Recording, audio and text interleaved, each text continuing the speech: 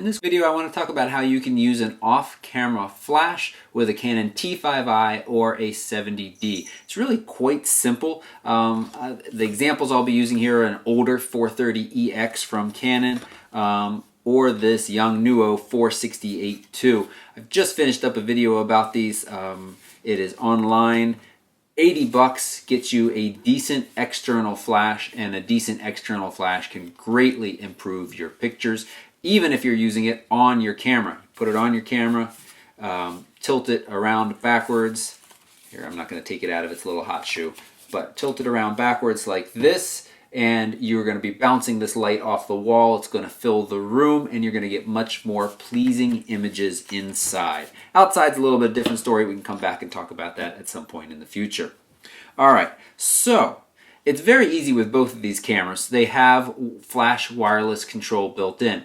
Please know that that wireless control is optical. So there is a pulse of light that is sent from these cameras to these flashes to tell them to turn on. We'll talk more about that in a second. Let's look at how to do it on the Canon T5i first. I got the Canon. I'm going to go into the menu. You can actually do this from the touch screen, but on the menu you have, on the first menu at the bottom, flash control. And so I'm going to keep my finger out of the way mostly and use this little selection. And the flash firing is enabled. That won't necessarily pop it up though when you're in a manual mode or any one of those letter modes called creative modes. I'm going to go to built-in flash settings. And built-in flash settings, the first option, normal firing. Underneath that I have easy wireless. So I'm going to go ahead and select easy wireless.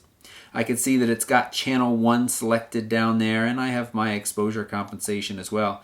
Oh, let me center that. It should be centered. I must have been playing with it at some point. And that's all of my options there.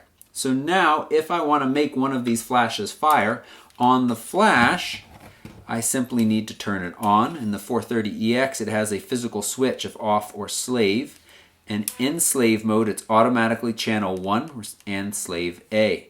So now if I set that here and over here and I take a picture, this flash does not fire. As I said, it is an optical wireless, so this flash must be up for it to tell this flash to fire. Now I'm pretty sure you'll be able to see this fire in a second. Yep. Let's watch again. Here, I'll mostly cover this with my hand. Oh, I didn't actually see it flash that time. It did flash that time. Let me cover it again. Yeah, it flashed. Maybe I just missed it. It's obviously very quick. All right, very easy. That's the 430EX. Let's set that up there. On the Yongnuo, you turn it on, and you turn the Yongnuo on by holding the on-off button down. Oh, it was already on. You cycle through the mode button here at the bottom until you get to S1. And now with this, you do need to be in control of the amount it fires. You can use this little left-right button to adjust that. But let's say it's right there. And, well, here, let's turn the 430EX off and take it out of the picture. Now the Yongnuo.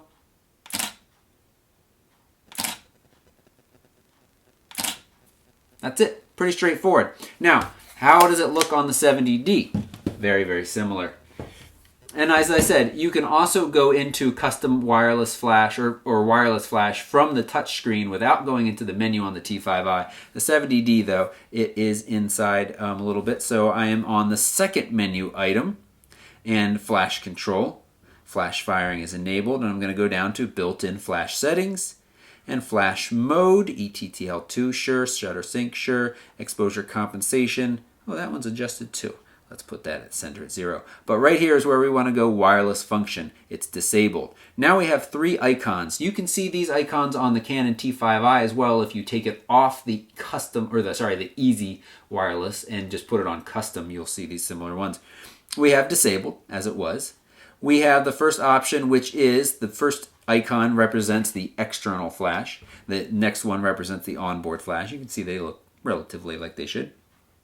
So that is both of them firing together in synchronization. Now we're looking at just this external flash firing, or both of them firing together. Now there is a difference between those two. and it's about amount of power and output and being able to control ratios. We're not going to get into that right now. But here's where a lot of folks, well, first let's just make sure it works. So we've got that. It didn't work. Remember, we have to pop the flash up. And it worked. Let me move it out of the line of this flash so we know that we're not seeing the same flash. Yes. And let me tell you the number of times I've blinded myself by saying, does this work? All right. Now, menu, flash control. What I want to go back to is the built-in flash settings and wireless function. This one right here is what trips people up because they say, oh, all right, I am selecting to only have the external fire. And then they go to take a picture and they say, wait a second. And if the video didn't catch that, both of these did fire. Now, as I said at the beginning, this is an optical wireless system. So it has to send some sort of signal optically, a flash of light, to this flash for it to work. The catch is, or the way it works is when you say disable this, this flash is no longer part of the exposure and it is only a signal to this flash to fire. However, in extreme circumstances, your room is coated with mirrors and the camera is going to be in the picture, or very, very low levels of exposure, you're really turning this flash down, the room is very dim. In those cases, you are going to be able to see this flash. It does happen at the time the picture is taken. That's how it can communicate that to it. But it is not enough of a light output to affect your exposure except in these extreme circumstances. What if you don't want this to fire at all, but you want to use an external flash? That's when you need to get some transceivers. I have a video about those, and they are then use radio waves to signal from this device to another device that then the flash is sitting in to fire. Or you can step up to the Canon 600 RTs, which have those built in. Those are expensive $600 flashes, but they work very, very well. Before we wrap up, I want to run through a few examples using the flash, both onboard and external, both on and off the camera. So this first one is just kind of give you a sense of the room. This is under a single light in the office space here. We're shooting up at about ISO 2500 with the 50mm prime at f2. Dim conditions, underexposed slightly, a little noisy.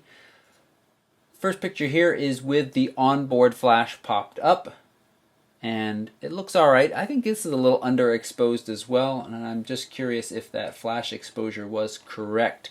I'd have to go back and check, but it looks alright.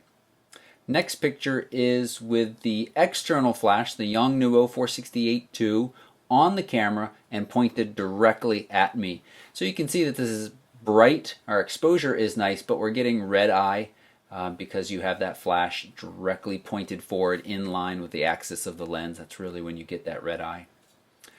This next one I think is one of the best. We have the external, the Yongnuo 468II, on the camera, pointed upwards and backwards, or yes, upwards and backwards is kind of the best way to show that or explain that, as I showed in my video. And it's bouncing and filling the room with this kind of nice light. The red eye is gone, and the lights, or the catch lights as we call them here in my pupils, have moved up into the kind of corners of my eye, which is often much more pleasing and much more natural looking. Now we have the external bounced with the onboard flash disabled. So we've actually taken the 468II off the camera. It's sitting away from it now. Still kind of pointed off in a different direction than me in the room. I think there's some interesting communications that I need to explore a little bit more in detail. It does seem that the Canon 70D onboard flash is ignoring the disabled command in these, because in this next one, this is when the onboard is enabled, and I see, I'm going to switch back and forth between these two, I see virtually no difference between them. So I need to explore that in a little bit more detail. Now remember, if everything is working correctly, you always do get that flash from the onboard, even when you say it's disabled. But when it is enabled, you should really see it noticeably impact the exposure. We're seeing no change here between these two, and so I'm going to follow this up more. Here we took the external and put it on my right, which is to the left of the frame as you're looking at it, so you can really see that the left is getting that light. It's also actually bouncing off the wall.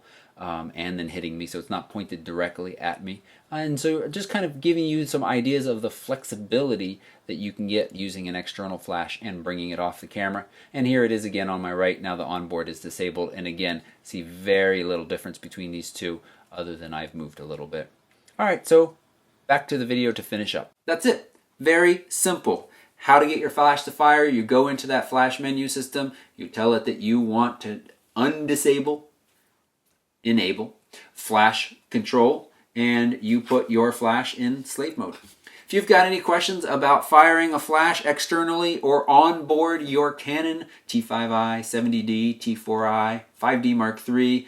5D Mark III does not have a flash built in. One of the nice features, one of the reasons why I really like the 70D as kind of an all-around sweet spot between pro and consumer level, is because it does have an onboard flash, and you can easily do quick stuff like this. If you've got a 5D Mark III, which I do and I use for my professional wedding work, fantastic camera, but you do need one of those triggers or transmitters that is going to be able to tell flashes to fire. It has no way of doing that. It has no way built in of doing that. So I hope this was helpful.